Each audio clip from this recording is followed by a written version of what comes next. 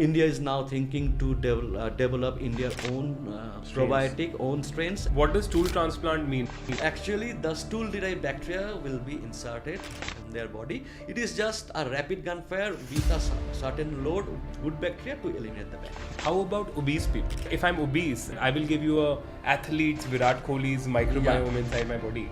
Then will it help me? Will I become thin? So anything, if you throw the sedentary life, you will 20% gainer.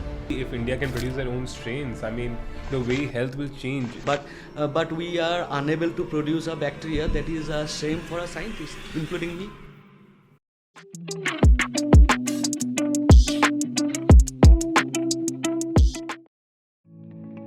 Guys, I've shot 7 episodes so far, and I'm the most excited about this one because I'll be speaking to a fellow scientist. I have known him for a while now, and I think he's an absolutely mad scientist, and I'm so excited to have you.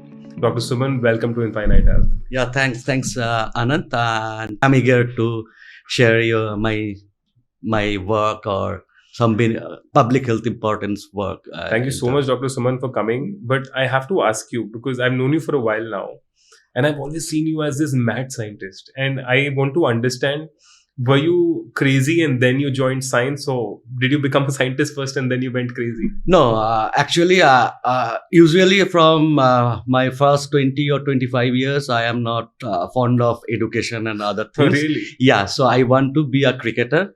But my parents not allowed, and for that reason, when I usually passed in single chance in every up to graduation and post graduation. But my focus was not to be a scientist.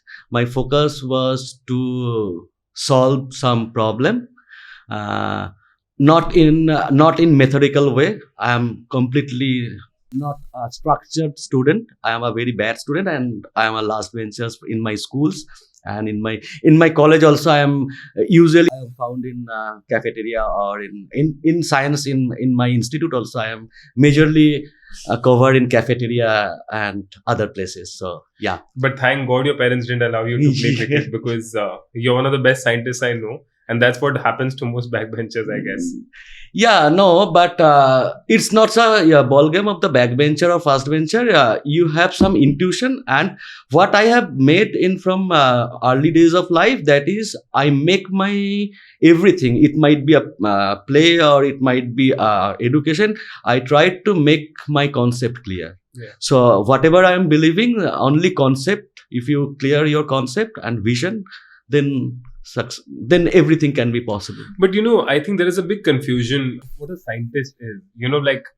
I mean, from when we were very young, like we used to read these articles that scientists have concluded that, or scientists have said that. I mean, in India, what does it mean to be a scientist? Because you're a category A scientist. What are the other categories then? Oh, that bureaucratic jugglery only. Scientist might be a director, might be a Nobel laureate, or director might don't know anything. By our system, they got their chair through age and like that way. But anyway, this is our system. We have to accept that. But yeah, there is all cricketer cannot be a Tendulkar. So like all scientists cannot be a Nobel laureate. But all scientists should be focused on the area of the public health, not to develop a weapon. No, better to develop a good toothpaste also, because we don't know every toothpaste have some carcinogenic effect, or might be lots of sporadic material that we don't know. But if you can make a good toothpaste, it is a very good beneficial for everyone. So how did you start your education? Were you trained in Calcutta?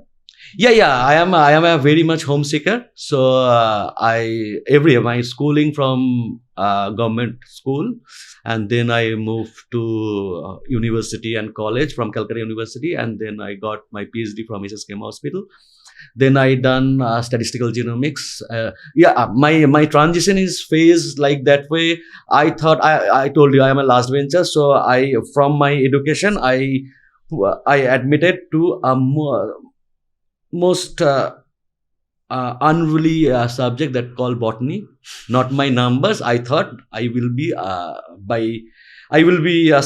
succeed without giving more effort. But after that, I realized this is not my ball game.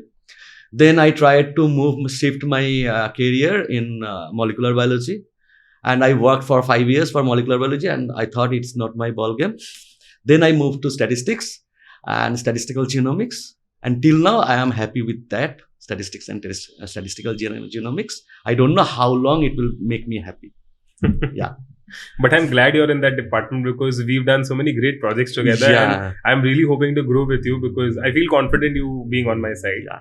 But you have done so many research projects, and I was reading through them, some of them. And the one thing that I'm very interested in, because it's something that all my listeners are also very interested in, is the microbiome. We always keep talking about microbiome and good bacteria, bad bacteria. Now, before I delve into your research, I want to understand, what is microbiome? Yeah, microbiome, you can say it's a ecology. It's a ecosystem. So if I take about the India, so in India there is people who are adherent to the law and the people who are not adherent to law. Right. So everybody is present in India. So India, if we thought India is a biomass and there is a lots of people, lots of ponds, lots of fish, lots of trees, lots of this is the ecosystem. So like that way, in human body is a ecosystem. Each and every individual, if I define as ecosystem, then you can find your ecosystem is composed of your protein, your muscle, your fats, along with that your genome, and along with that the second genome is the microbiome. Microbiome is not nowadays majorly people talks about the gut microbiome, but microbiome cover your entire body. There is Much bigger than gut microbiome. No. Microbiome, flora covers your entire body. There is a skin microbiome, somebody in scalp, somebody's blood. There is a altered type of microbiome, like those who have different types of hair structure, it's on the scalp microbiome. So if you have some oily skin or dry skin, depends on the microbiome diversity. Or metabolism, if you are a good phenotype, then you have a proper kind of microbiome, but that doesn't restrict that your bacteria is composed of only good bacteria. It's a mutual understanding of good and bad bacteria, and with some homeostasis. When the homeostasis break, the disease phenotypes come. So you can imagine, suppose your bad bacteria having a 10 copy, your good bacteria is 15 copy. But if your bad bacteria reduce down to 3 copy, then your good bacteria might be nil. So that balance we have to have. So this is the ecosystem structure like that. There is a big fish, then small fish to very small fish. So there is an ecosystem for their food chain. So like that way, our microbiome is also a food chain. Our body is independent in, if we thought our body ecosystem, so every body according to your phenotype might be a genetic influence. You and me are 99% is genetically similar, but 1% is different. That's why you and me are different. So like that way, your gut microbiome differ between the individuals. So you said something very interesting. You said that the microbiome is a second genome. Yeah. So can a person be defined by the microbiome? Does everyone have a different microbiome? Or can some people have very similar microbiomes? Like a mother and child, can they have similar microbiomes? Or everyone will have very different microbiomes? Yeah. So, microbiome should be differed between host to host. But the architecture, the pattern of the microbiome, there is a debate, but some studies found, including our studies also, found there is a certain period of time maternal microbiome are similar with the newborn babies to some extent, and there is a dissimilarity also. And with time, the food habit and genetic architecture and the age, because whatever the microbiome at the age of 20 and age of 80 and age of 5 is completely different. So like that way, microbiome differs with age, along with the differs with individual. Because I told you, 99% is similar, but it is a 3 billion base for your genome. 1% means how many bases are different Right. between you and me. Like that way, we found out 1 million copies of microbiome on different and thousands of bacterial species. So there might be a 500, but there your mother and or in the same family or in the healthy group might be 80% similar, 20% is different. So it is in model organism we have done that. It's from rhino.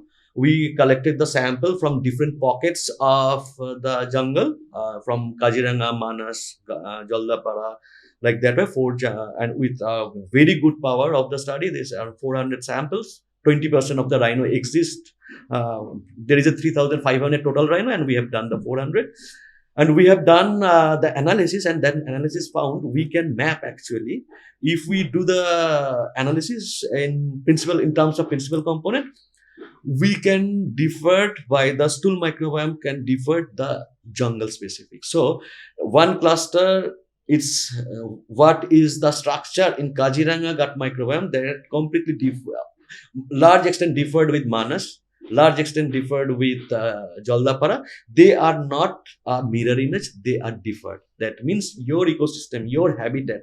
So rhino is the type of grass that is present in Kaziranga that may not be in Manas, that may not be in Jaldapara. So during your food habit and lifestyle and geography means longitude, latitude, humidity, environment. There is a lots of environmental factors like humidity, precipitation, vapor pressure, air pressure, wind flow. That if you all accumulate there, that is be impactful for your gut microbiome. No, but this is very interesting because can you then define what a good microbiome is? Can you, because you said 99% might be similar. So can 99% of microbiome for all human beings, I'm just talking about human beings for now, can they be defined? This is if this 99% exists in all human beings, then this is a good microbiome this person has. Yeah. So we have listen, microbiome is a growing subject. We are people, scientists or the clinician are unable to catalog the all microbiome. Day by day, you can see that there is a Mars microbiome is going on. So microbiome is the exploratory things, but till whatever explained, among them, more than 90% of identified bacterial taxa, we can define which might be a good or which might be a pathogenic. But again, I am telling you earlier also. So in case of European country, they are habitat with cheese, butter and all these things. And there is a certain type of microbiome, but they are most probably vulnerable when they come in the tropical country, they got a chance of the infection. But fortunately, we have some good bacteria along with so-called pathogenic bacteria, but by presence of very low grade presence, it evolve our immune system. So there is a hypothesis not established. That's why the European people died more in COVID, where the $140 billion country as India is immune primed for certain inherent pathogenic bacterial load as a tropical country, cytokine storm or immune rejection or immune alteration. This immune dysregulation already we are adapted that. Okay. So the effect of the pathogen we are much more tolerable than the European people or American people, because in cold environment there is a floating of the pathogenic bacteria is less, and optimum temperature requires 37 degree or 40 degree for a bacterial growth or viral growth, where the chance of spreading is much more less there. So their immune regulation is something adapted on their geography. Our immune system is adapted in something. But in my eyes, tropical countries people are benefited for that. But till again, there is ongoing research, so there is no direct conclusion till now that, but people are postulating that. Because there's so many companies which claim that, test your microbiome. Yeah. And so, I mean, of course, microbiome can be altered, but can it be altered interventionally?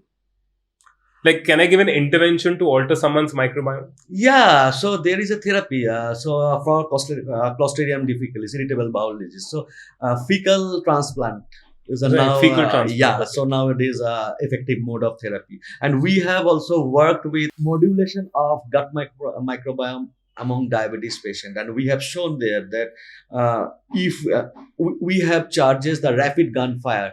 we have identified there is some difference between healthy and diabetic microbiome, and it's correlated with the severity of the complication of diabetes, like let's say for kidney disease, diabetic kidney disease. So diabetic cannot be cured, and diabetic is a prolonged disease. So if you have if you spend time with the diabetes, your kidney and heart is going to deteriorate with time.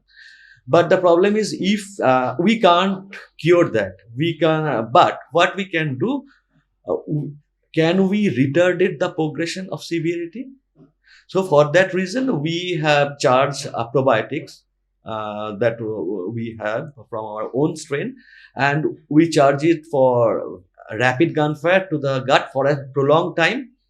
And we found that inflammation, that gut microbiome has been engineered, they reshape like a healthy one, and the most pathogenic identified bacteria for diabetic gut microbiome dysbiosis has been, major patient has been removed, or some are very lesser amount. Suppose initially it was 40%, after charging the probiotic it comes to less than 1%. So there is a very less Almost 99%. Yeah, so this is a double-blind randomized control trial, and we found that by alteration of the microbiome for a prolonged period of time, inflammation process has been reduced down. That means your kidney or heart, we are not able to stop the inflammation, but the same diabetic condition, your retardation of or deterioration of your heart or kidney can be prolonged. So if you have a kidney failure with diabetes at 10 years, gut microbiome engineering can do it for 15 to 20 years. I have two questions in this. You said stool transplant, and just for the listeners who are listening to this, I mean, what does stool transplant mean? Does stool transplant mean we actually take a healthy person's stool and like through colonoscopy put it under someone, or do you take out the microbiome out of it, you cleanse it, and then you inject it? So like that way, like a microbiome is also nowadays thought about the personalized medicine context. So you can collect your stools and then you isolate the good bacteria and grow them in culture and charge it. That means your strain is giving to you. It might be oral, it might be majorly oral is beneficial. So whatever you collecting the bacteria and wrap it up in a chocolate wrapper and give. And that's what stool transplant is. It doesn't mean that actually transplanting actually stool. No, that doesn't mean that. No, because when people listen to stool transplant, they think that someone's stool will be inserted inside. No, actually the stool derived bacteria will be inserted in their body. It is just a rapid gunfire with a certain load of good bacteria to eliminate the bad bacteria. But I have a further question on this. So, I mean, you spoke about diabetic retinopathy and diabetes or kidney function or heart function. How about obese people? Like, what if I'm obese and if I have, if I test my microbiome and you say that I will give you a athlete's Virat Kohli's microbiome inside my body, then will it help me? Will I become thin because of that? So, athlete to become a Virat Kohli or to, this is a skills, right? Skills have to develop. Skills cannot be not generated. skills. Like, I'm just talking about the fitness. Yeah, fitness. Yeah. So basically, if you think about microbiome is the only one solution. It can't be. If you take a microbiome in a very good manner and you can take a burger, cheese, or you can take alcohol, or you have a sedentary life, there is no work on that. Right. So if you have to do the regular exercise, and for obesity is there is established fact, there is a certain bacteria is upregulated. So for that there is adipose tissue is going on. So you can you have to take the supplement of some certain bacteria, that is lactobacillus and bifidobacterium majorly, and apart from that you have to do yours. You have to throw your sedentary life. So anything, if you throw the sedentary life, you will 20% is gainer. Rest of things you can modulate it by chemically, like in microbiome or in free radicals, like that. So I'm asking a deeper question on this. So say, for example, if a person who's very fat, who's doing everything possible to reduce their weight, they are exercising, they are eating right, they are having all the supplements, but they're still not losing weight, because this is a big problem with a lot of people. Yeah. Where and how should one person get tested for the microbiome? And if we find that, like you said, that if they have a lack, like obese people have a lack or abundance of certain bacteria, can that be corrected to make sure that, okay, this person has a higher chance of now reducing weight? Yeah, so there are certain obese gene, but that is very limited phenotype. chance of to getting their improvement is bit of limited, but that percentage is not less than 0.05%. That is a huge obvious, like 110 kilos. And you can see in there is a very few phenotype, and there is a chart you can give the probiotic therapy to restrict their complication of the obesity related complication. You can intervene to some extent, but for other people, throughout the sedentary life, and by taking the probiotics, nowadays there is a lots of good prebiotic and probiotics in the market. So if you can take that, it bit of beneficial, but again it might not be beneficial if you don't know. If you have a bifidobacterium in higher load and again you are taking that way, then there is a no usage. So better you have to understand your microbiome first, and then according to that you can use the supplement. Or sometimes it is a major disruption in microbiome, then you have to go consult with. But can you do this microbiome test that you're talking? Yeah, so we have developed this in India's first genomics facility here, the state of art laboratory in PDXRL at Kosba. So we can do the microbiome, we can do the whole genome, we can do the cancer targeted panel. So this is the first time entire eastern and northeastern area we can cover. You can actually detect all the microbiomes. Yeah, and based on that, I can select which microbiome I need to have. Yeah, for that you can which microbiome you need to have, or your microbiome disturbed. We know, people know, and what is the structured good microbiome. To get the structured good microbiome, probiotic is a good supplement. So we can suggest as a probiotic as a supplement, and these also for the clinicians also, they can. So you spoke about probiotics and how probiotics can help in case there is a imbalance in the microbiome. But can you just like we do microbiome testing, can you really sort of formulate a personalized probiotic for a person? Yeah, that is the goal of PDXRL innovation. So it's very frustrating in my earlier days when I start the clinical trial in 2016 on probiotics. I tried to use Indian strain probiotics for lactobacillus and bifidobacterium, but it's a very unfortunate for Indian scenario or Indian industry or academia. We never found any probiotic strain exist for commercially available for India. We done the clinical trial in initial stage with the Japanese strain of lactobacillus, but tell you the truth, there is a hypothesis we are working on that along with there is some evidence also. Strain specific probiotic is a population specific. So if I move from the population architecture, if we can, you just imagine Homo sapiens came from a jungle, right? It's from Africa. Then in Ice Age came, there is a development, people, there is an increment of human beings. And you can imagine how our predator, our ancestor was look like. It might be Neanderthal, it might be a Denisovan, it might be a modern day humans. So what they are working, they all came from the Africa and different pockets of the world, and then the crisis of the food, they want to migrate from the Africa and they travel across the world and they settle in different position and they fight with the Denisovan, they mate with the Denisovan, and they become a hybrid people of modern day Homo sapiens. So human evolution is the complex architecture and the habit, because the human is such a poor creature. In earlier days, they can't climb like a monkey, they can't hunt like a tiger. So there is another interesting things.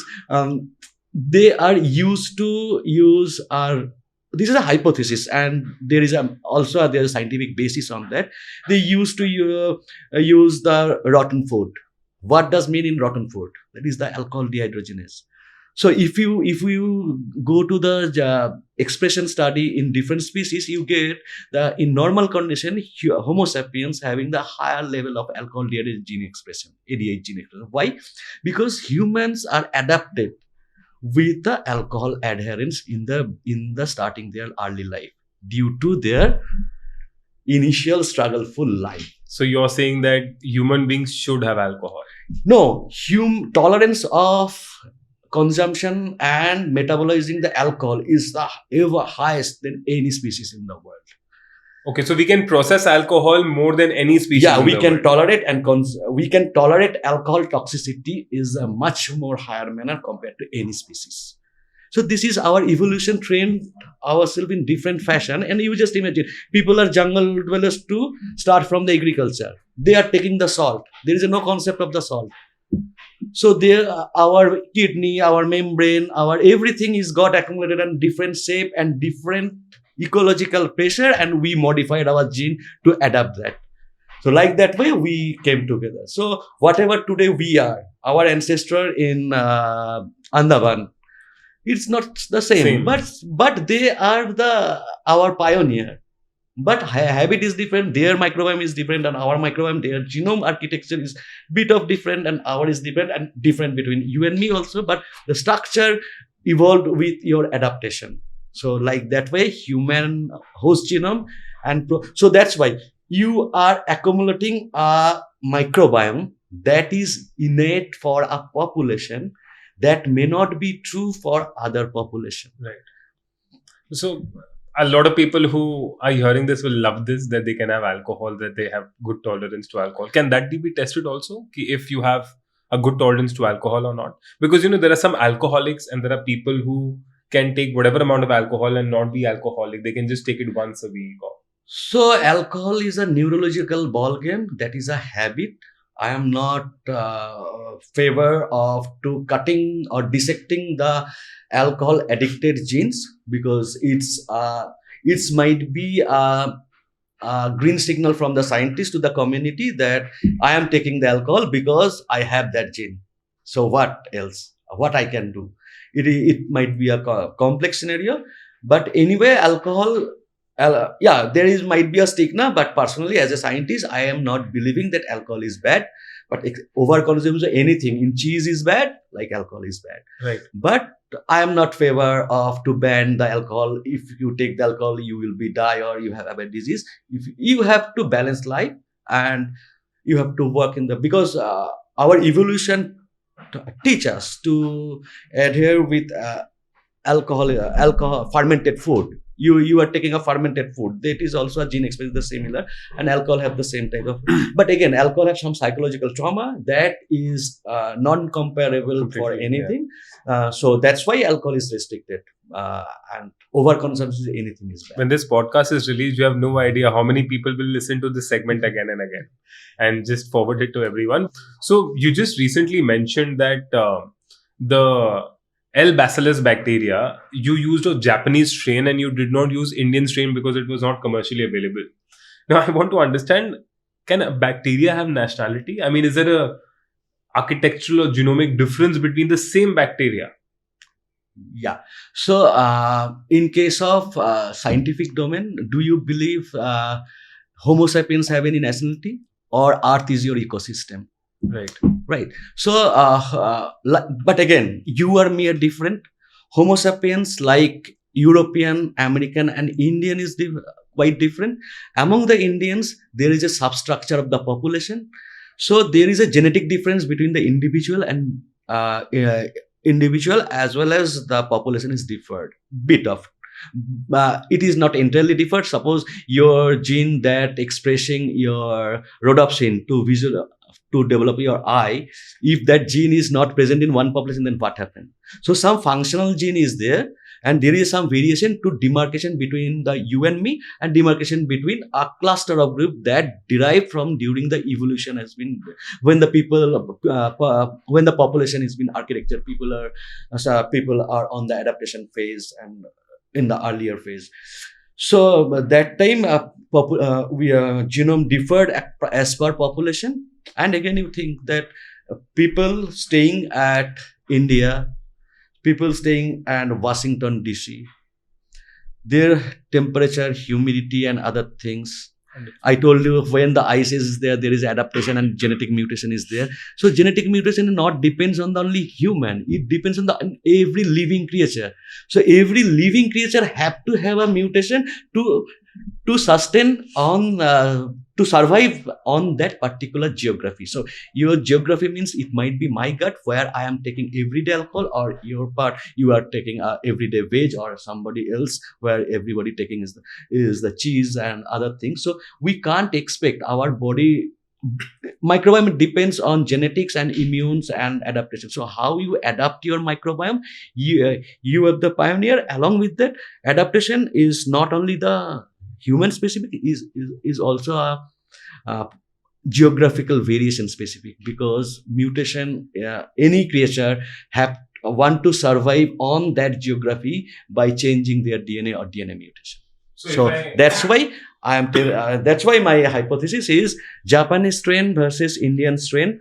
Japanese strain, Indian strain, Indian gut-derived bacterial strain might be very useful, and more useful for if you carrying some bacteria that is already adapted on your body. We can do the microbiome, we can isolate the good bacteria and give you the and make the probiotic. This is called personalized probiotic. Because this is very eye-opening, because there are so many people, or there are so many companies who are selling these probiotics, and of course, like you said, that since the Indian version is not available, they are probably buying from different countries, and they might not attach to the base pairs that we have. But this is very eye-opening, because this is very interesting. It's there, but again, anything nowadays, personalized medicine is coming up. So personalized probiotic is the solution, and in our whatever we are making as a probiotic supplement for breast milk, we are also trying to introduce our Indian strain only.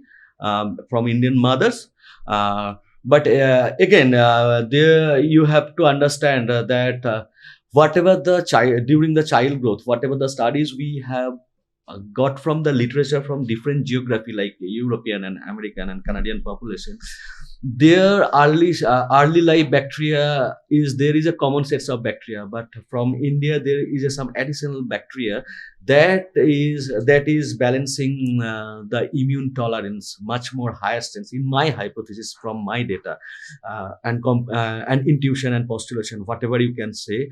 So we are not, if you don't have an option for suppose it's a simple ball game. If you want a single malt, but you are not getting the single malt, but you are getting some other brand, it is same like that. We are not getting the single malt, so we are using the broad spectrum probiotic. But now we are India. There is a growth of the science, contribution of the scientists and the people like you as an entrepreneur. India is now thinking to develop India's own probiotic, own strains, and you are maintaining that biorepository, and we are as a technology partner, we are trying to implement in the society. But that will be a game changer. I think that like now that you've said it, because I didn't know this, if India can produce their own strains, I mean, the way health will change is just amazing. After the independence, we are in the 70 years. That more years we have covered, but we are unable to produce a bacteria. That is a shame for a scientist, including me. But tell me something. Say if an Indian moves to, say, America, of course the microbiome will change a little bit based on the temperature and the food that they are eating there. If Indian or if you cross your geographical barrier, there will be a change due to seasonal variation. In winter and summer, again, you might be misinterpreting, but summer and winter microbiome not exactly same. Okay, so there is a seasonal load is there, but if it is a tourist purpose for 1 month or 30 days, you will not eliminate your own microflora that you travel from India to USA. But again, from their environmental pressure, your architecture balance might be different. But when you will come back and go to your normal setting, if you are a healthy people, then it will be automatically. Because it might seem like a stupid question, but if I go to America and my microbiome changes, if I stay there for a while, if my microbiome changes and I use the American strain of the probiotics, then will that work on me? Because my Will I adapt to the lactobacillus of America, and then that could work on No, me? adaptation takes time. Yeah. Your microbiome adaptations comes from your mother's womb, right? Right. And you have adapted that so much years. I think you might be at the age of 40. So the 40 years adaptation versus 1 month adaptation is beyond any comparison. And our genetic architecture is also Indian architecture. So the chance of having the entered American microbiome is bit of difficult, but if you if you adapt it a certain years, you can get some American microbiome architecture, but you never forget your country.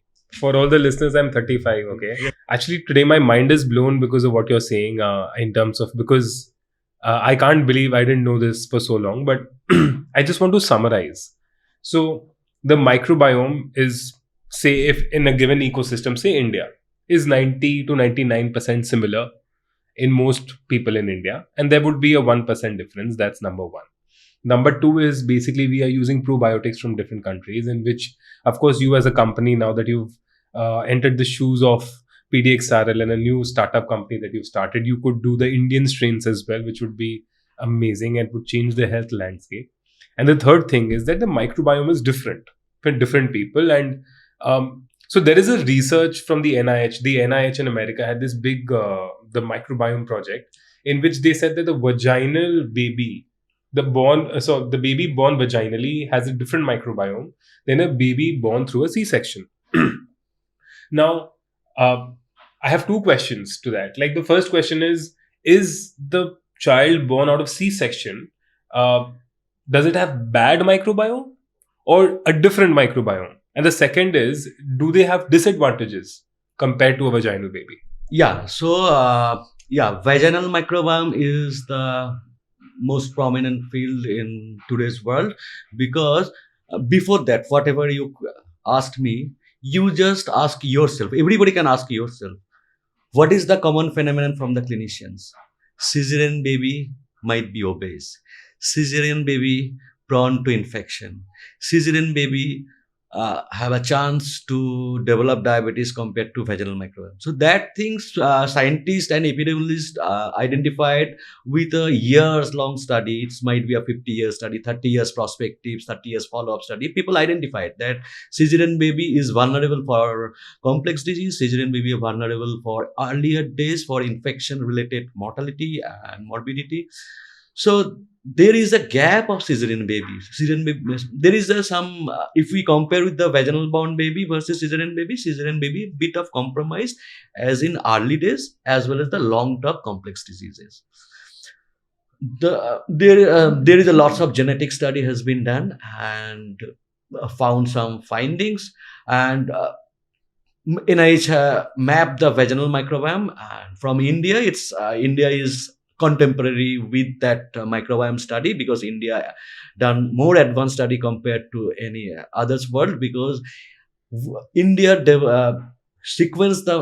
understand the microbiome from Indian babies for 1 year follow-up. This is our study. When I was in ICMR, we have tried to understand what is the microbiome the mothers have, because early days microbiome inoculation to the baby is a mother's care. There is no other influencer. So mother's care at the womb, there is a complexity, because people nowadays establish that omentum or placenta having some own microbiome, but again that is a debatable issue. But what we have seen that vaginal microbiome alters with trimesters. That means first trimester's vaginal microbiome is different from the third trimesters. With time, diversity. That means your vagina might have 50 or hundreds of bacterial species along with lactobacillus. Okay.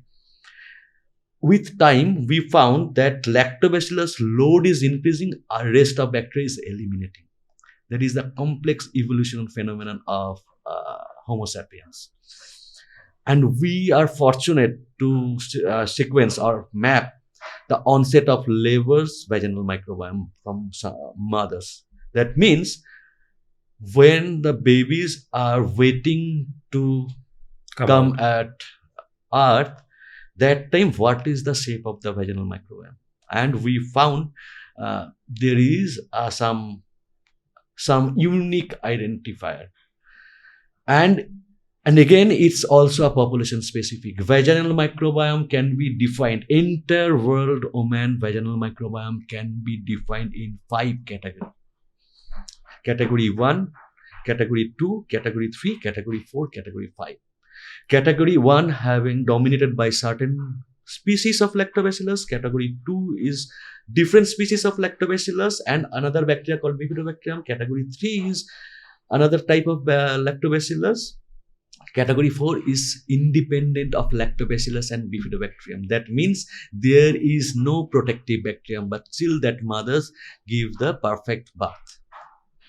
So this is the complexity arise, and here also demarcated that we can predict from microbiome architecture the first trimester, there is the chance of preterm birth. That is the category 4 or category 3, that is lactobacillus inus dominated things are vulnerable for preterm birth. So in diagnostics, when the babies are in the womb, if you can do the vaginal microbiome, scientists can able to predict that there might be a chance of preterm birth or not. There is a one question we can solve, and another question, the babies who are coming out by the vaginal canal, first inoculation of good bacteria has been done by the mothers, and then continuous lactation up to 6 months, there is an enrichment of the bacteria. After initiation of the solidified food, there is a lesser difference between vaginal baby and cesarean baby. But you can imagine 6 months, cesarean babies become vulnerable. So that time you are got infected or you are got a nutrition deficiency, that will give you prolonged complication for long-term consequence like diabetes and other things for developmental ecosystem. Suppose if you have a lesser amount of lactobacillus, your serotonin is compromised, then its effect on neuron development in the earlier life. So earlier life has been compromised, that will be reflected on that time as well as the long-term consequence due to the developmental deficiency. So for that, we are trying to give a solution that is under animal model trial, where we are trying to mimic the evolution to relinquish the vaginal microbiome for cesarean baby by using like you can imagine that if you have a wet tissue paper, how you use the wet tissue paper. So if you have a tissue paper that is embedded with that maternal mother's microbiome, so we can today we are thinking about the broad spectrum vaginal microbiome to give the babies, but we are very keen to deliver our service to individualized fashion. Like one mother came, he can give his sample, we can isolate, we can propagate, and then make a tissue paper and then wrap your babies. So even if you're born in C-section, you actually are born vaginally in terms of microbiome. Yeah, so like that way. And it's not limited because development comes not for the at birth you got a lactobacillus, it's one deficiency you can mitigate. But what happened? You just imagine for cesarean baby, cesarean mother get antibiotics after cesarean section. When you give the antibiotic doesn't know who is good bacteria, who is bacteria. He killed overall the bacteria. So overall bacterial load is reduced down. So breast milk having their own microbiome. Vaginal delivery babies majorly get one type of bacterial profile from their mother's breastfeeding. And again, cesarean baby having with antibiotic, first initial 7 days or 15 days you are taking the antibiotics, and antibiotics effect means reduction of diversity of bacteria. So then again there is a compromise of the gut. For first 1 month is very crucial, and you for cesarean baby getting compromised for vaginal exposure as well as the antibiotic exposure, so reduce down their lactation. And again first 3 months lactation, you have different types of gut breast milk flora, and next 3 months that we mapped in our work, that another 3 months having different types. So bacterial flora in the breast milk is dynamic. So in every segment, we have to prepare. We can formulate the probiotic supplement along with your NAN or along with the breast. So I just wanted to summarize this for all the listeners. I mean, just for them to understand this better. So there's so many women today who are having C-section babies, and of course, their breast milk could also be compromised. So now that you're saying that this personal approach is available where they can be wrapped up in a towel of the vaginal microbiome. Yeah, it will come very shortly in India, and it will be innovated from India, and we will it will may come another 3 months or 6 months trial. It is under clinical trial of mouse model and hamster model in mammals. Yeah, and initial result is getting good, and after that we will try for clinical trial in human, and within a few months or years, 1 year down the line, we can mothers can get a solution. This will be a game changer because there's so many women who have C-sections, and if we can test their vaginal microbiomes regularly, like you said, first trimester, second trimester, third trimester, they will not just, even if they have a vaginal baby, they'll be able to predict whether the baby would be preterm or non-preterm. Yeah. So, and then once they come out, they can be wrapped if they have a C-section baby. Yeah. Because once a C-section baby comes out, your breast milk also gets compromised by the antibiotics. So can the breast milk also be induced with the correct microbiome? Yeah, if you can give a formula feed along with, we know the deficiency, and we can directly test from the mothers, and we can give the report, oh, this mother's having that much of deficiency from the ideal one. So you can add that much of amount. That is the personalized dose depending on the deficiency of the breast milk. Right. But I know I'm talking too much about this, but what if the babies are 2, 3, 4, 5 years old now and they are C-section babies who are formula fed?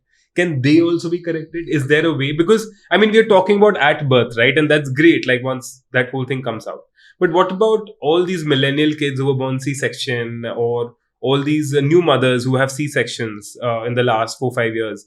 Can their kids microbiome be corrected? Yeah, we can sustain a healthy type of microbiome if there is a deficiency. But before that, we have to understand what is the deficiency exists on that moment. According to that, we can formulate for their bacteria, which bacteria is required or beneficial for him, and we can do from his strain only to incubate. So largely speaking, you can be at any stage of life and still improve your microbiota. Yeah, microbiota can be. So science has been reached on that height that microbiota can be changed, and India is equipped to architect the microbiota from Indian strain.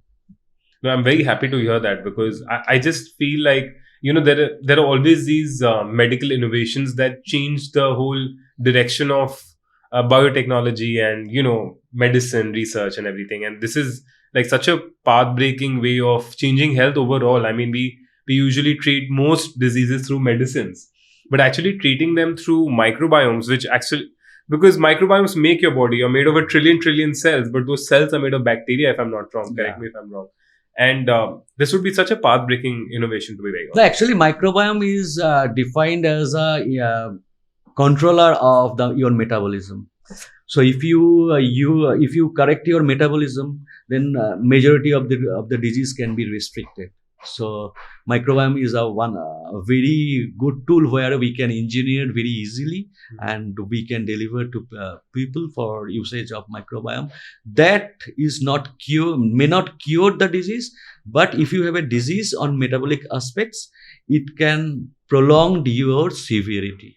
That's it. So if you like earlier, I said that microbiome can't cure, but it can restrict the adverse prognosis.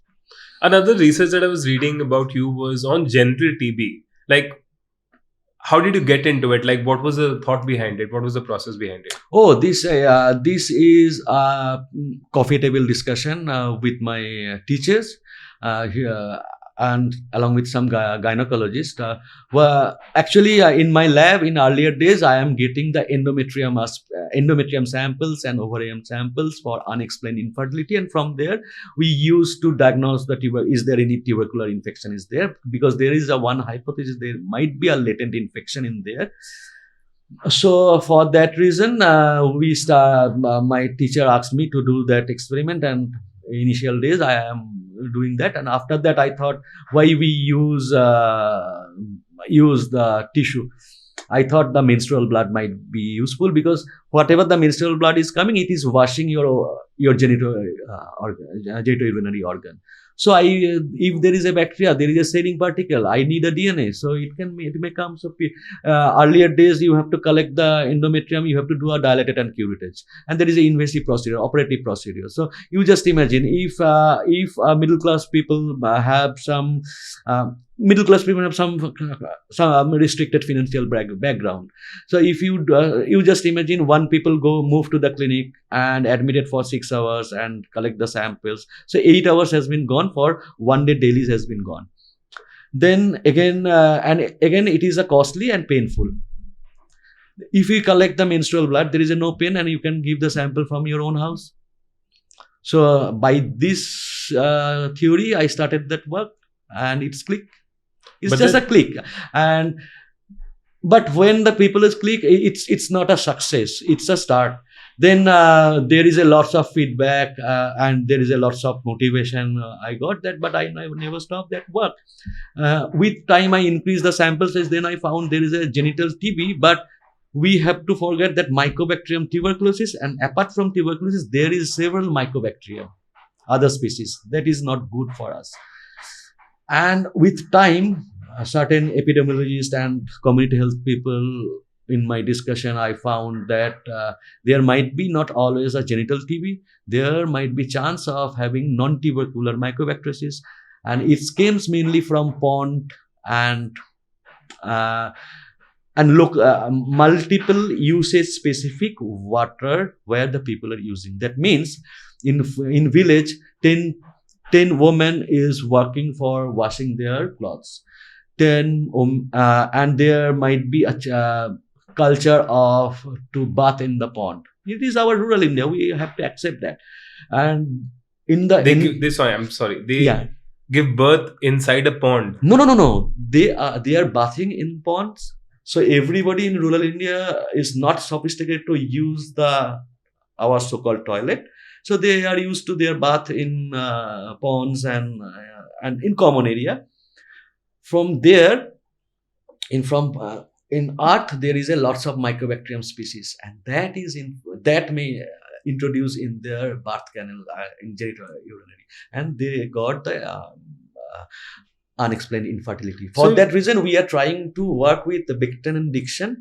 So understanding the pattern of the infection of Mycobacterium tuberculosis or non-tubercular mycobacteriaceae on the basis of infertility. So again, science is ever-ending, evolving process. So we can able last 5 years we developed that we can able to diagnose the genital TB in non-invasive way. Now we are trying to level our best to categorize what is the non-tubercular and tubercular bacteria, because there is a therapeutic decision making for different therapeutics.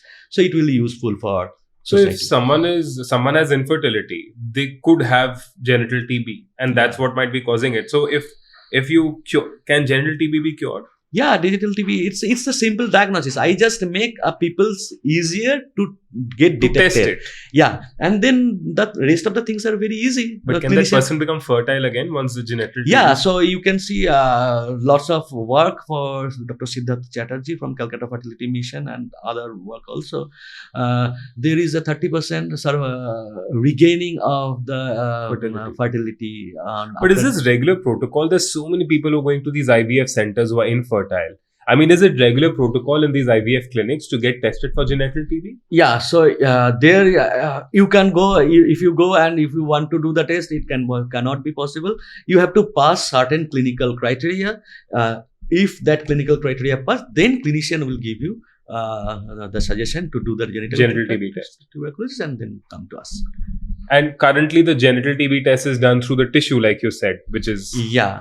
So, but we are using menstrual blood from so long here, and it is a non-invasive. It's quite good. It's working fashion, and it is internationally recognized.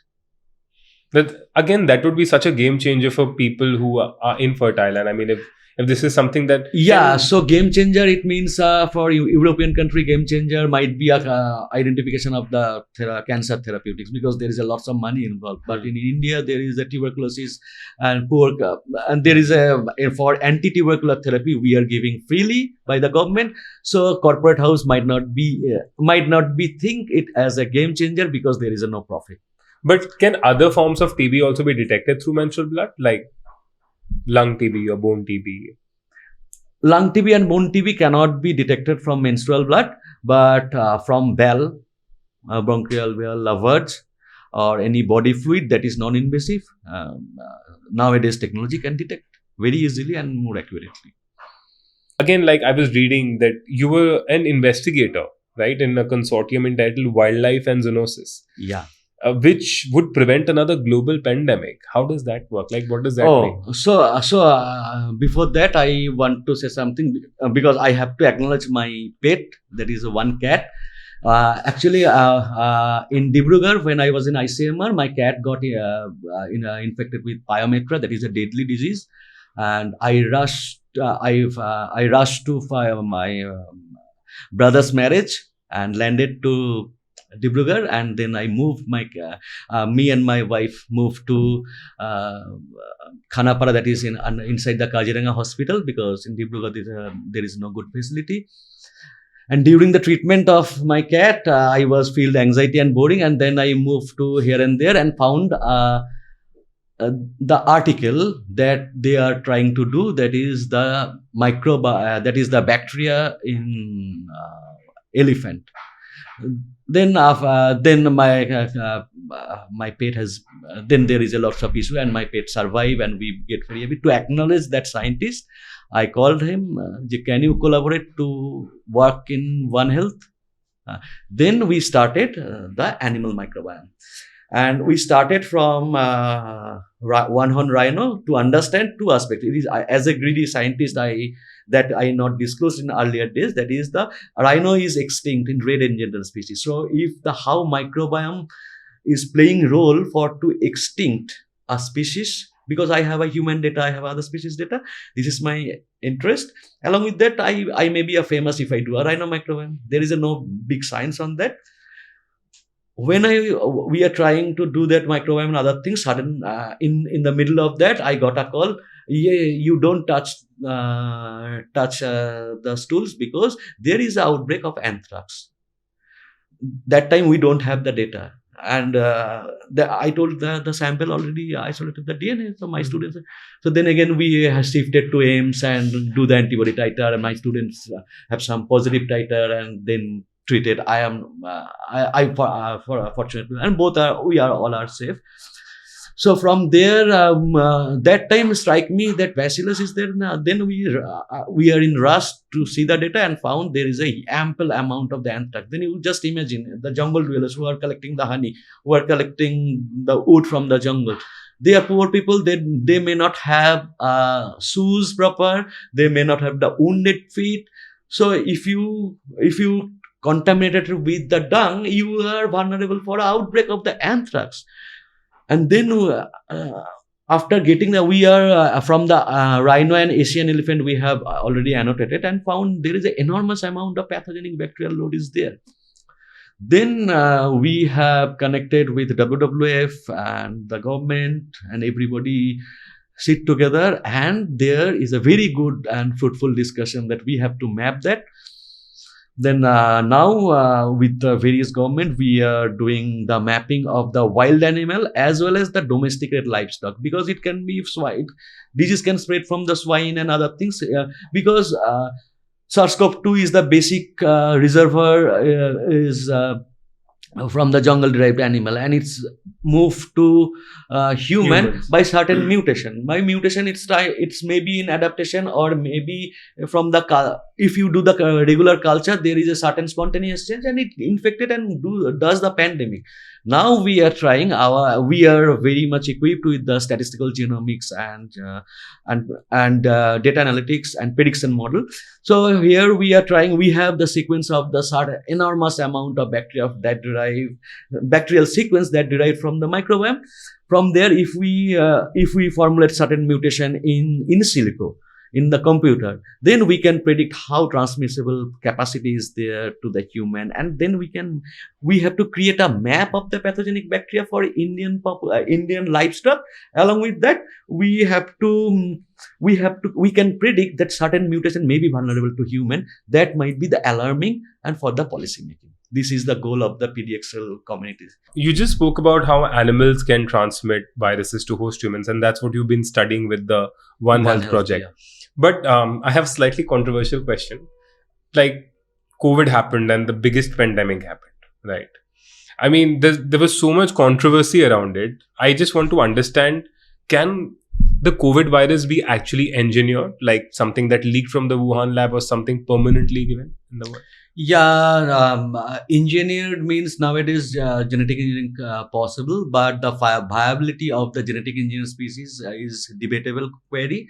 And again, mutation. Initially it was thought it was reservoir of bat, that we all know, but you have to imagine that during the adaptation time, human got the mutation. So if there is a research, like I am doing the livestock microbiome, and we have to culture with time, so there might be a accident, because in every culture passage, every generation, people, bacteria can acquire or virus can acquire the mutation. So if there is a science is going on in one lab and there is a mutation accidentally happen, then it can be spread to lab people to the community. It can be happen from any lab, but we cannot restrict the research. We have to careful on the research. But again, engineering is gene editing is possible, but the viability and survivability requires lots of experiment, and that is not so easy. But again, it's not impossible.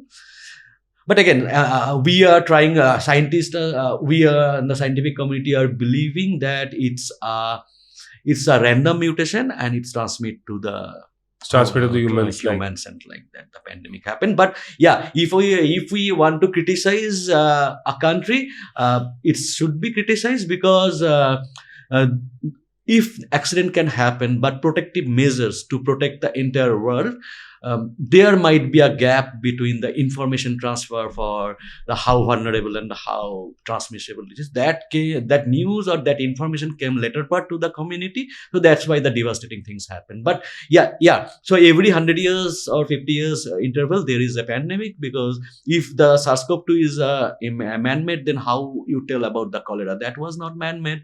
It came from America. That's why it's not a man-made, and it came from the China. There is a lots of ball game is there. I am not going to I'm not going to the geopolitics. Not going to take the part, but random mutation can be happened and it can be engineered. But survivability is a query, which is the normal mutation can survive more, and we are believing it might be a random mutation that transmit from as a genetic disease. But just as an afterthought, I mean, it's just very silly afterthought. I mean, there's so many people who have non-vegetarian food, and there's so much research on how most human beings should have a largely plant-based diet. I mean, that's something that I think even I've been following for so long, that I have a 80 to 90% plant-based diet. Do you feel like because these viruses and bacteria can transmit from animals, I mean, do you think people who are having non-vegetarian food are at risk more than vegetarians? No, if you are using the cooked food, there is no risk. And for fruits and other things, you can might aware about the Nipah. So you have to, if there is a in case of fruit is bit of vulnerable, because tasty fruit is choosable for every organism, every creature in the earth. So if a bat having the Nipah and it's bite on the fruits, and you will take that fruits, or you might not take a fruits, a poor guy might not take a fruits, and you get contaminated, and the entire environment can happen. So there is no such barrier for vegetarian versus non-vegetarian. If you use contaminated food, then there is a chance to get infected. So people can have non-vegetarian food and still be as healthy as anyone else. Yeah, non-vegetarian food people, yeah, there is a no demarcation for people are taking a veg and non-veg, but who are taking the non-veg, they should be cautious, because evolution taught us to eat animal protein and as well as the vegetable. It's a learning process from our evolution. So if nowadays people are more health conscious, or there is a lots of research is going on, but if we forget our evolution, there might be some gap. But we have to think on socio-economic aspects and culture also, in particularly the country like India. So there we will the scientists have suggested scientists have developed lots of supplement, let's say for who are in the vegan diet or complete veg.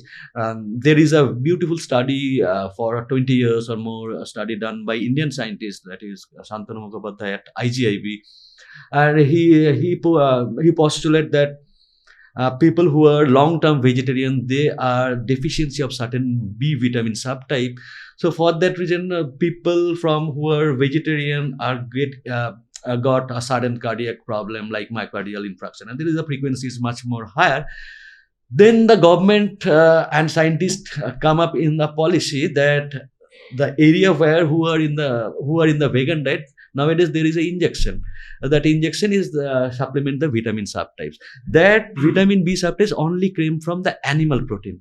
But we cannot forcefully introduce that who are in the vegetarian, you have to take the animal protein. You can take that as a supplement. So the things is whatever you require the animal protein as well as the plant-based product. If you are culturally different, then you do the supplement. Fair. That's fair. That sounds fair. But I just want to come to something that I'm really obsessed with, which is anti-aging. I've been obsessed with anti-aging for a very long time because it's been such a big area of research for so long. I mean, specifically with biological aging, because, there are two bodies of research where one body says that aging is the way you look. And then the second one is where, we are born with a telomere length, which suggests that we could live up to 120 years. And we could probably even live more, but because of the microscopic incapabilities, we can't see the length more than that. What are your views on aging, and how, do you feel like there could be a genome instability which causes aging? So to tell you the story on that, there is a lots of research is going on, but aging is a very complex phenomenon. Telomere is an important part. A different model animal has established there is an effect of telomere length for survivability of a species. But again, if we have to think on the basic chemistry theory that biomass is fixed in earth, so aging should happen, and aging is the ultimate for the death of ultimately the end of a biomass. A human being, nothing, a living biomass, and one day there is a non-living biomass.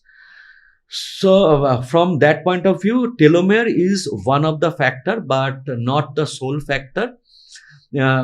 Aging is we have lots of talk on microbiome. So aging has microbiome is shifted from one age to another age, and aging has different spectrum of the microbiome. So your body is not at the age of microbiome is permitted on your body, which is at the age of 20 and which is at the age of 80. So in evolution or in time, your second genome is static, is all dynamic. It is changing. There is a debate. It is good or bad, but a young age microbiome and late age microbiome is different. So it's directly related to metabolome microbiome architecture. So your metabolism is also impaired. If your gut is dysbiosed, the metabolism is dysbiosed.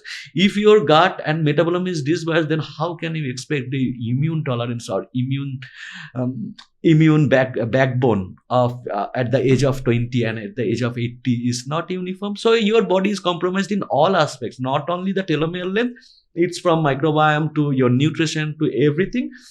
And if not, then what is the ultimate? People are postulating basically the giant of in different cancer biologies. In personal talk, they are expressing, if you not die, if you live longer, you will die with cancer. Cancer, what is a cancer? Cancer is a immortality. It is a uncontrolled cell growth. So in uncontrolled cell growth, you have to die. With the age, due to malnutrition or poor metabolism, you have to die. You have to die. But the definition of die might be a cancer, which is an uncontrolled cell division. So cell division means a new cell is developing in your body, but you have to die. And again, for this, you have... That's very interesting because we are living longer now. So, I mean, cancer is inevitable. Is that what you're saying? In some ways? Because what is the potential of genetic engineering then when it comes to, aging, longevity, or when it comes to DNA damage or aging?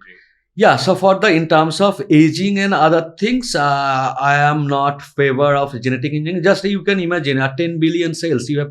Can anybody engineer 10 billion cells DNA? It's not possible. And you cannot introduce a immortal gene in the zygote stage. Or so like that way we have to think. So for cancer, we have after establishing the CRISPR-Cas and gene editing technology has been rapidly evolved, and for tumor, for cancer tissue or tumor regression, there might be a tool, but things are in very nascent stage. Scientists have to establish in their lab in the model organism. Then there is a long process. Model organism, if it is passed, then it is the preclinical trial. If it is passed, then it goes to the clinical trial. So ray of hope is the science, due to the advancement of the technology, science will develop in such a manner that we can use the newer technology or gene editing technology. It might be a modified CRISPR-Cas or other things. Gene editing in tumor cells to reduce the cancer mortality might be a tool in future, but it's a very nascent stage too. But I completely agree with you when you say that 10 billion cells cannot be genetically altered. But what about interventions like NMN or resveratrol, which are such great supplements now and which have been in the news for so long, and it's been so good for anti-aging? Do you think these interventions can help? Yeah, NMN and resveratrol, these all are free radical. Human body is the equation of the chemistry, right? So there is oxidation and reduction is the basic thumb rule of the chemistry. NMN is a catalyst of the oxidation reduction. There is NAD, H plus ion and all these things. And resveratrol having the free radicals property. So with all of this is the basic steps to utilize your chemical reaction in your body. So we are talking, so something is expressing in my gene and some chemical reaction has been done. That is an enzymatic reaction might be done. So that's why I am telling that line only. Or in metabolism, there is a certain chemical reaction to get you energized. So you have to accelerate or you have to optimum your metabolism. You have to optimum in your nerve impulse propagation. Everywhere you have to optimize to become a healthy. For that reason, you have to balance your oxidation reduction cofactor. Sometimes our food habit, our daily life, not taking food right time, taking cigarette, taking alcohol, there is a lots of devastating, lots of bad things we are doing in our life every day to day. So if you take a supplemental like who are directly involved in oxidation and reduction in enzymatic process in your body, it will be beneficial. But again, excessive things is also harmful because also have a negative feedback. So for that reason, if you are taking that type of supplement, you have to do the test regularly, like about your basic clinical parameter. If there is alteration, you consult with clinician and take a halt or take a modified dose or take a increased dose or decreased dose or halt for sometimes and then again. So whatever you do, we are as a common man, we can start to buying a sample for one pouch and then we throw them out. This cannot going to useful to anything. But if you take it as a control manner in scientific way, it will be great because it also helps your gut microbiome establishment. Good. It's a big relief to hear that because I've been taking NMN and resveratrol for so long and it's it's impacted me really positively in the sense of my energy, my fatigue levels, and just the way I go about things in the whole day. I think that's Yeah, really so yeah, good. if you, very frankly speaking, green tea having some free radicals property, but think the free radicals presence in the green tea, your requirement to take that much amount, suppose X microgram is required, free radicals required in your body, but to X microgram from green tea, you required 2 kgs of green tea leaves. So Not possible. it's not possible. So better you take active molecule directly in your required dosage, but you have to long term usage, sometimes you have to check it is going to overdoses or not, because we don't know what is the limit of the overdose and what the consequence that may consequence happen 20 years later. But in copybook you can maintain this supplement in optimum level, and it will be to some extent beneficial for your metabolism or your bacterial profile. It will help. This is such a great scientific learning, because there's so many people out there who who keep saying that you should have natural substances, you can get these vitamins and minerals from these substances, and that you don't need multivitamins or supplements like NMN or resveratrol. But it's such an important learning, because I mean, the same earth which was feeding 2 billion people some decades ago is now feeding 9 billion people, and of course the nutrition density will go down. So these supplements are so important for daily usage. I mean, it's a great learning for that. Yeah, deficiency of nutrition is almost there in every individual in different level, and if you get tested, you will find that, and it's a very useful for nutritional aspect who are deficient. But again, as a scientist, I am warned that we have to do a regular checkup for toxicity of any supplement. It is not for supplement. If you take a higher amount of carb, it is a detrimental. So like that way, but supplemental is essential, and from natural resources like tea or grape or like that way, if you take the active molecule in a smaller dose, Won't be it good will enough. be useful. But what about, sorry, I'm just digressing a little bit here. What about the DNA MGMT methylation test? What are your views on that? Do you think everyone should get it done once in their life?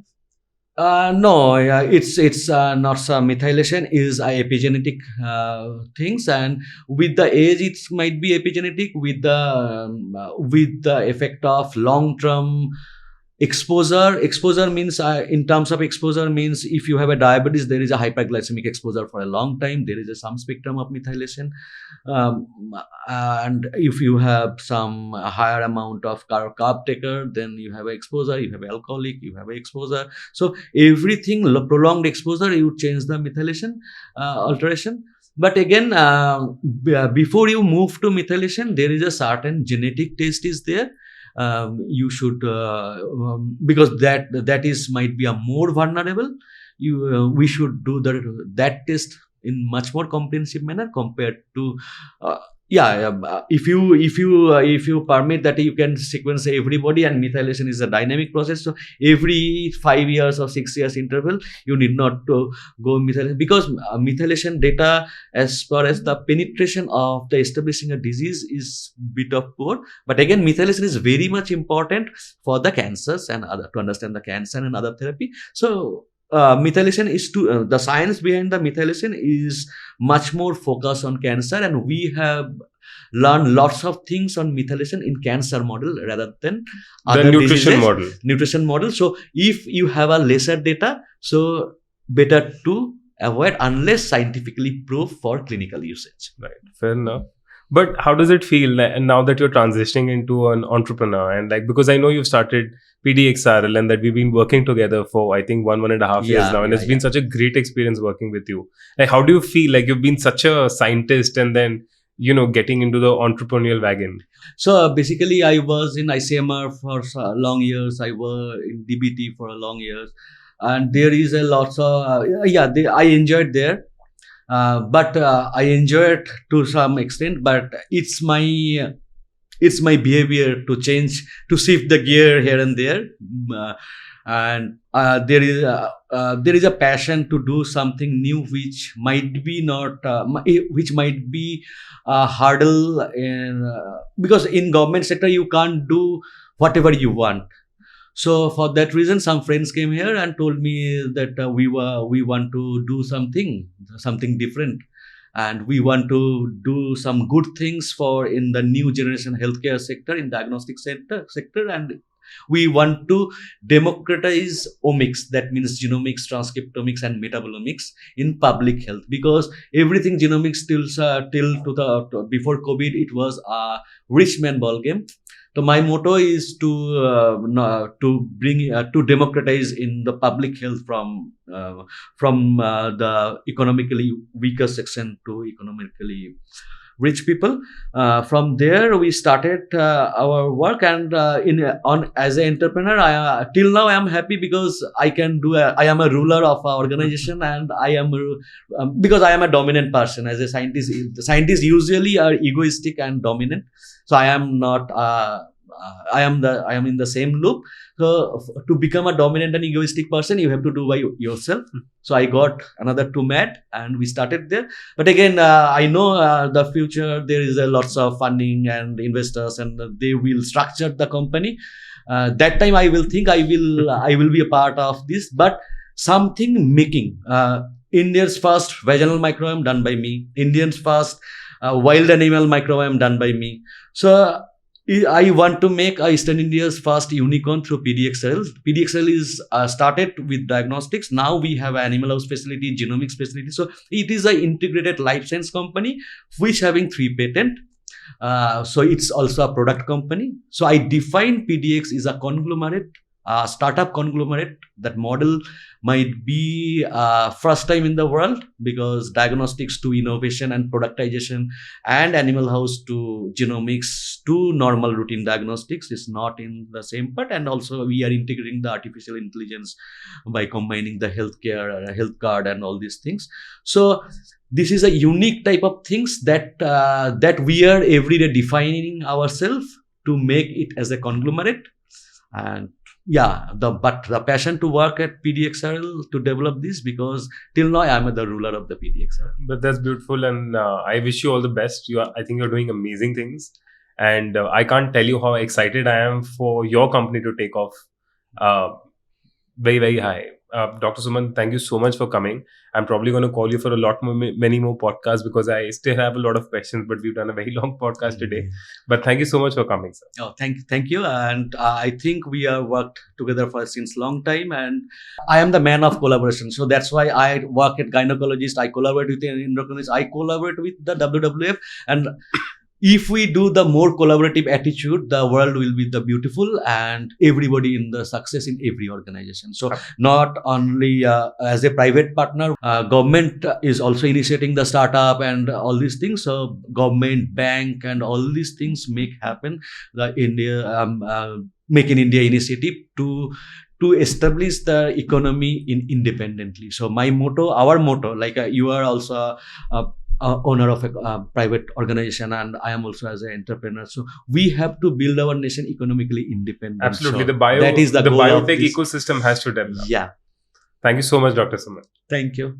Guys, thank you so much for listening. This has been one of my favorite podcasts. This has been a long podcast, but it has been amazing having him here. Dr. Suman has been a great guest. You can check out all his work in the links given below. You can even find his link for the website for which you can book your test. We work really hard for this podcast, and we would love for you to like, subscribe, and share. I hope you guys enjoyed this podcast. And while you're down there, don't forget to comment. I'll see you guys in the next episode. Now, before we end, I'd like to thank our sponsors, DecodeAge. DecodeAge is India's first longevity research company aiming to increase the health span of people. The supplements and tests are based on the latest scientific breakthroughs in the fields of longevity and aging sciences. The supplements they provide target the biological mechanisms that cause aging. For example, as we age, the NAD plus levels in our body decline, leading to mitochondrial dysfunction and genomic instability. Two main reasons for biological aging. By supplementing with DecodeAge's NMN, one can replenish the NAD levels in the body and tackle aging at a cellular level. Now, there are numerous clinical trials and experiments indicating that NMN increases the health span of individuals who consume it. I take it myself and it feels great. Apart from NMN, DecodeAge offers other longevity supplements like spermidine, AKG, fisetin, and transresveratrol. If you want to start your healthy aging journey, then DecodeAge is the place to be. Do visit decodeage.com and use my coupon code Anant to get a discount.